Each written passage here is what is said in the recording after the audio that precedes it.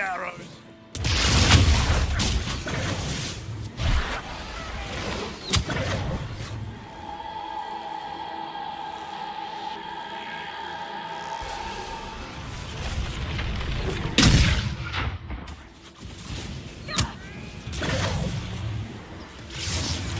I need to get back before I miss.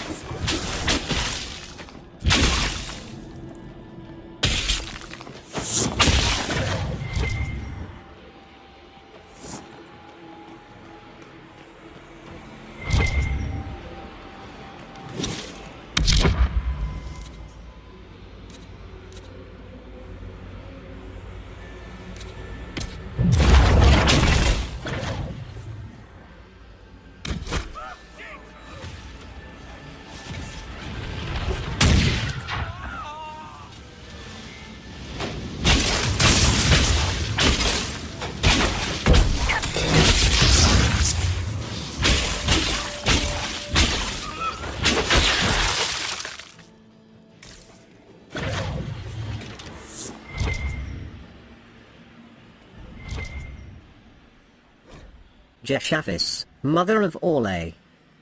It is said we owe much to the sons of betrayal. 3 brothers were charged with girding against an imperium in weight.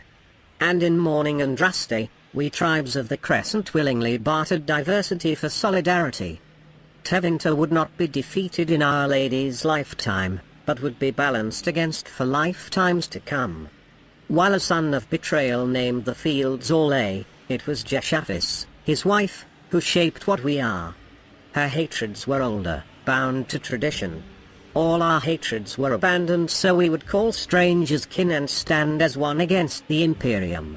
Greater her spite for how necessary the cost, because she knew we had a choice in that day, or no choice the next.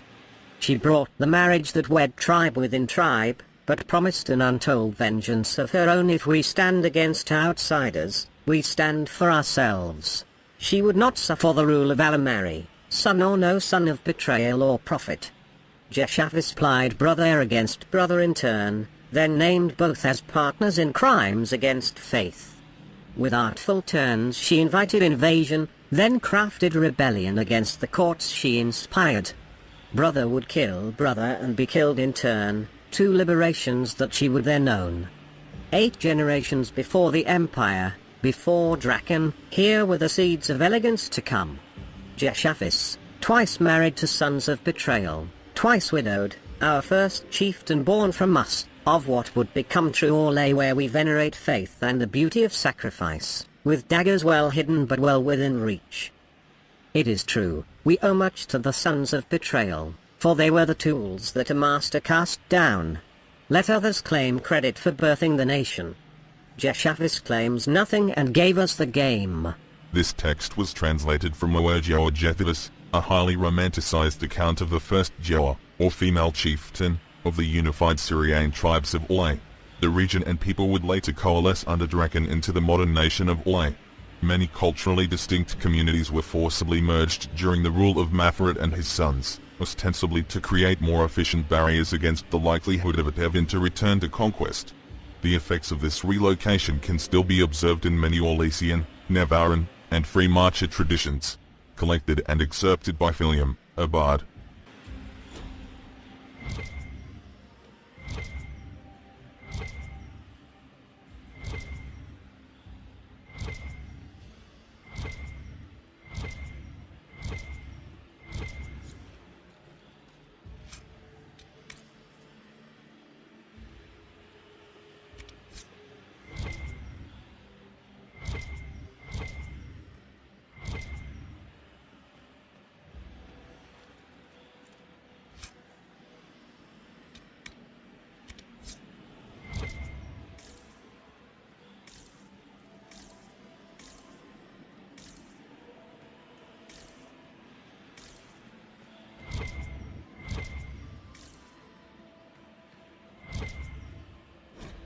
Callista paces on the battlement over the lake. The sky is dark. She holds a cup of poison. Kamlia is there, face veiled. The dawn is late. It will not come again. It must hide neath the clouds. It will not come again. the queen thinks you dead. Kallian, her back to the audience, faces Callista, and removes her veil. Callista moans in fear. She drops her cup. From The Setting of the Light by Lumiere Bartlett. These lines are from a play said to have been one of the strangest works of its time. Bartlett was a writer of small repute who died when a fire swept through his pauper's hovel. The Setting of the Light takes place in the mysterious city of Dim, implied to be another world that somehow becomes our own moon. Accidents, madness, and suicide plagued the first production, and some historians claim that the play's conclusion was at once so hauntingly beautiful and shockingly violent sparked the Great Riot of Valroyo in 452 Black.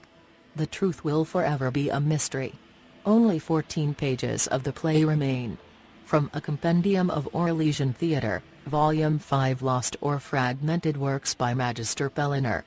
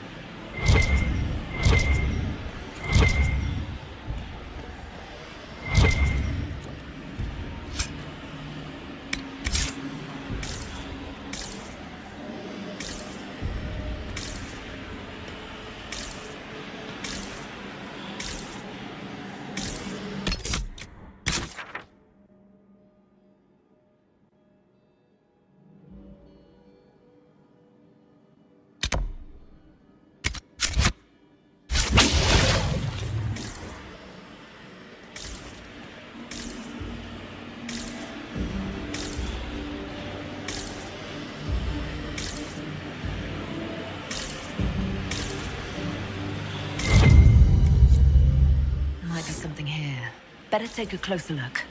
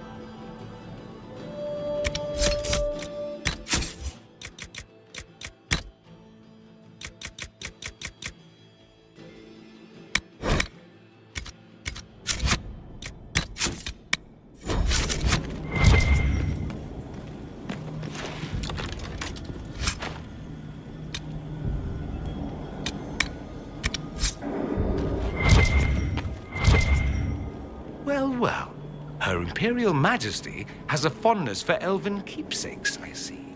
I'll admit, I didn't think the Empress was this sentimental. I need to get back before I'm missed.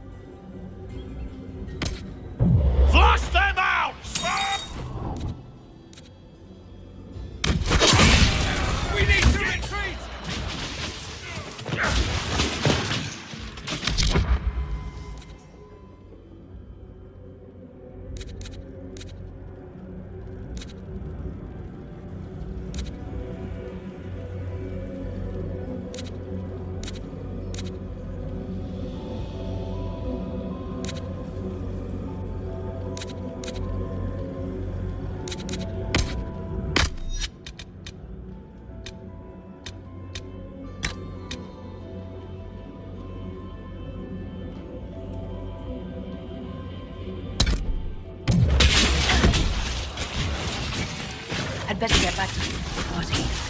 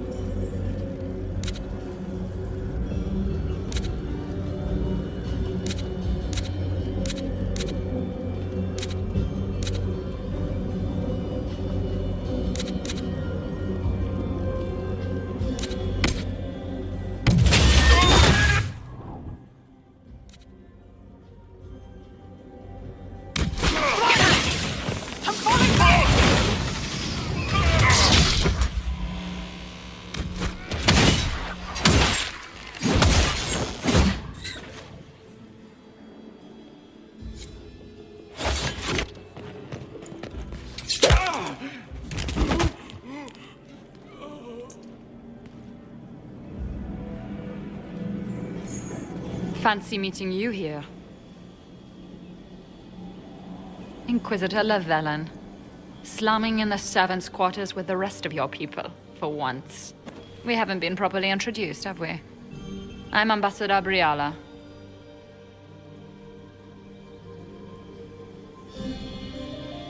I'm glad to meet you finally, Ambassador.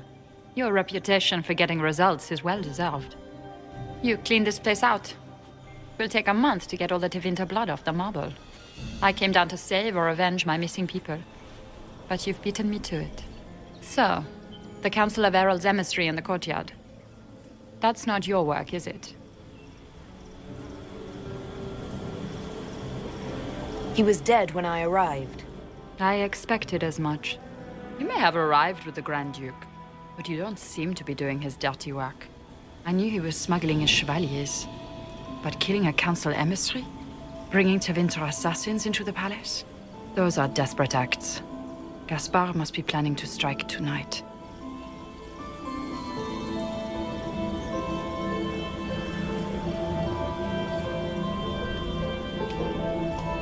The Empress needs to know what's going on. You can try to warn her. She won't believe anything from me. I misjudged you, Inquisitor. You might just be an ally worth having.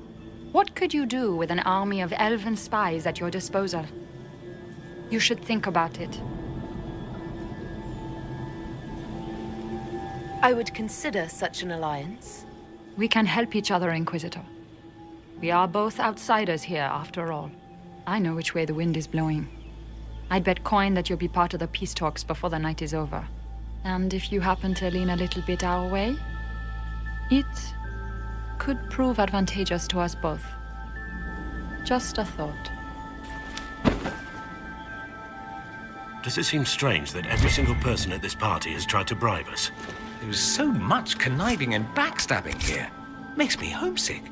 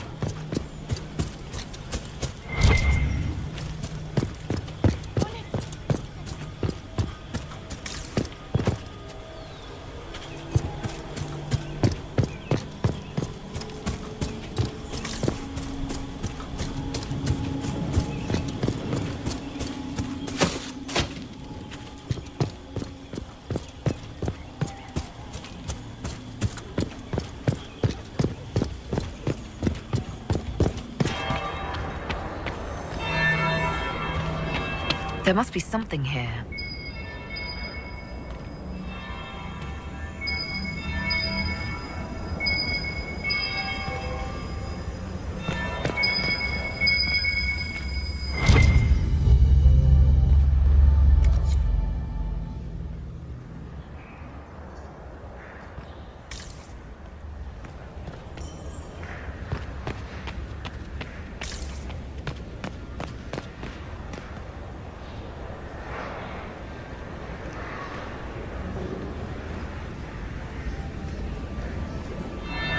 That would be the second bell.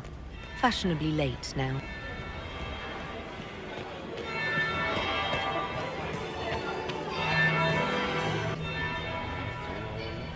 Inquisitor Lavellen. We met briefly. I am Grand Duchess Floriane de Chalon. Welcome to my party.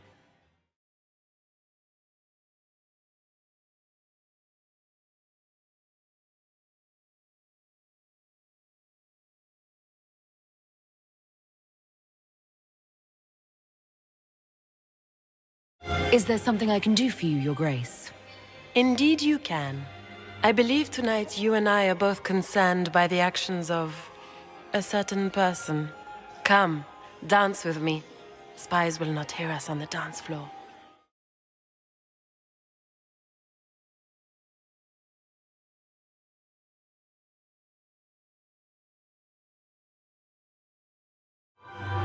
Very well. Shall we dance, Your Grace? I'd be delighted.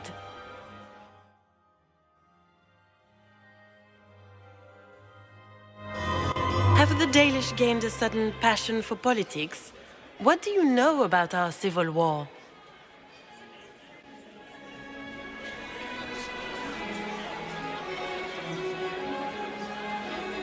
I assure you the effects of this war reach far beyond the borders of the Orlesian Empire.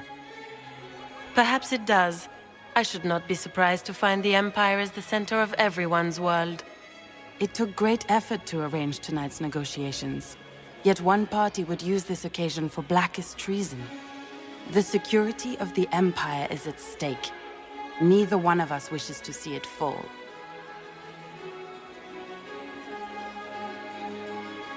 Do we both want that, Lady Floriane? I hope we are of one mind on this. In times like these, it's hard to tell friend from foe. Is it not, Your Grace? I know you arrived here as a guest of my brother Gaspard, and have been everywhere in the palace. You are a curiosity to many, Inquisitor, and a matter of concern to some.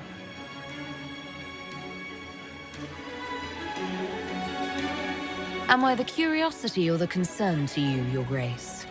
A little of both, actually. This evening is of great importance, Inquisitor. I wonder what role you will play in it. Do you even yet know who is friend and who is foe? Who in the court can be trusted?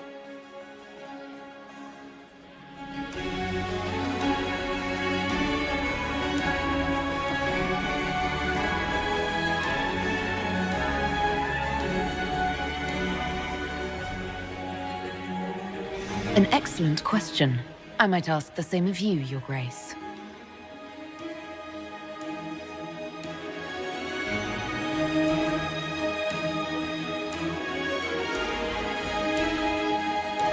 In the Winter Palace, everyone is alone. It cannot have escaped your notice that certain parties are engaged in dangerous machinations tonight.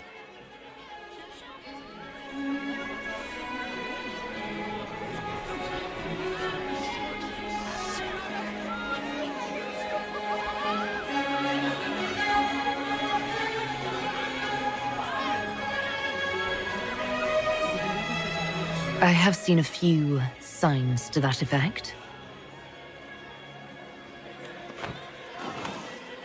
You have little time. The attack will come soon. You must stop Gaspard before he strikes. In the Royal Wing Garden, you will find the captain of my brother's mercenaries. He knows all Gaspard's secrets. I'm sure you can persuade him to be forthcoming. We'll see what the night has in store, won't we?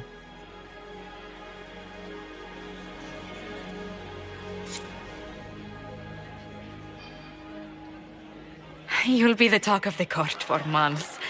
We should take you dancing more often. It's a relief to do something other than fight demons and horrors. You still face demons and horrors. These ones are simply better dressed. Were you dancing with Duchess Florian? More importantly, what happened in the servants' quarters? I heard there was fighting. I hope you have good news. It appears the peace talks are crumbling.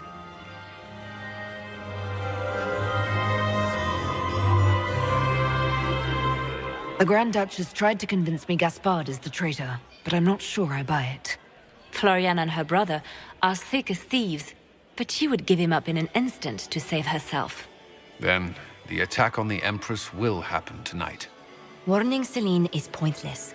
She needs these talks to succeed, and to flee would admit defeat. Then perhaps we should let her die.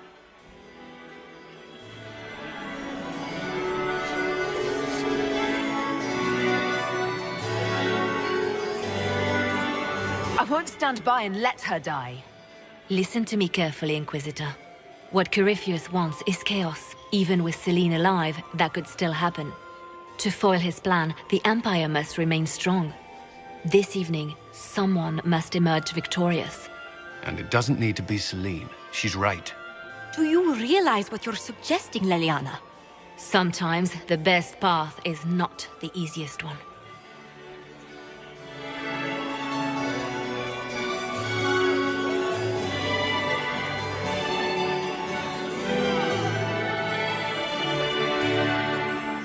How should I support Briala? I assume she can't be Empress. She can't. She can, however, be the power behind the throne, with Gaspard. True. She could never control Celine, not with their history. So Celine dies and Gaspard takes the throne. Briala would need a way to control him, some kind of leverage. What did Duchess Florian tell you? She said Gaspard's mercenary captain is in the royal wing, that he knows about the assassination. Which could be a trap. Or a lead. Either way, you should search the private quarters in that wing for clues. Then get me access, and in the meantime, get your soldiers into position. At once. Be careful, Inquisitor.